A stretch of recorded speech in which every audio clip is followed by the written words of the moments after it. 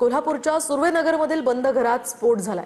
जिलेटिनचा वापर करून हा स्फोट केल्याचा संशय। दरम्यान घराला नुकसान करण्याच्या दृष्टीने स्फोट केल्याचं तपासात समोर आलंय।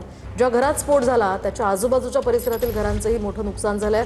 तर फॉरेन्सिकच्या टीमकडून आता या संदर्भातला तपास सुरू आहे। अधिकची माहिती जाणून घेत आमचे प्रतिनिधी भूषण पाटील यांच्याकडून। भूषण, काय अधिकची माहिती या संदर्भात? नक्कीच कोल्हापुरातील सुर्वेनगरमध्ये बोळिंजकर यांचं हे घर आहे। हे घर गेल्या 1.5 ते 2 वर्षापासून बंद होतं आणि याच बंद घरामध्ये काल रात्री जिलेटिनच्या कांड्यांचा वापर करून स्फोट केला गेल्याचं समोर आहे ते आलेलं आहे। खरं तर या घराचं नुकसान करण्याच्या हेतूनं हा सगळा स्फोट आहे तो घडवून आणला असल्याचं समोर येते। आपण जर बघितलं तर मोठं नुकसान या सगळ्या स्फोटामध्ये या घराचं झालेलं आहे। 2 भिंती पूर्णपणे पडलेल्या आहेत, तर दुसऱ्या बाजूला या घराच्या आजूबाजूला जी काही घरं आहेत त्यांच्या देखील घरांचं मोठं नुकसान झालंय असं म्हणावं लागेल।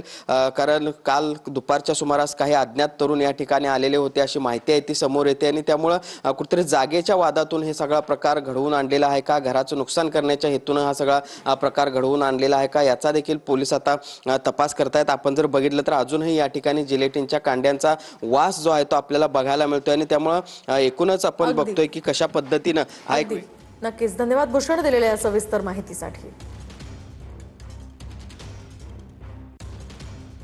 वर्षापासून ते घर बंद होता। तिथे आज संध्याकाळी 7:30 वाजता ब्लास्टची कॉल डायल 112ला आली होती। त्या अनुषंगाने पोलीस घटनास्थळावर आले तर असे प्राथमिक तपासमध्ये निष्पन्न होत आहे की घरांना नुकसान करण्याच्या दृष्टीने इथे कोणते ब्लास्ट मटेरियलचे एक्सप्लोजिव्ह मटेरियलचे यूज झालेलं आहे।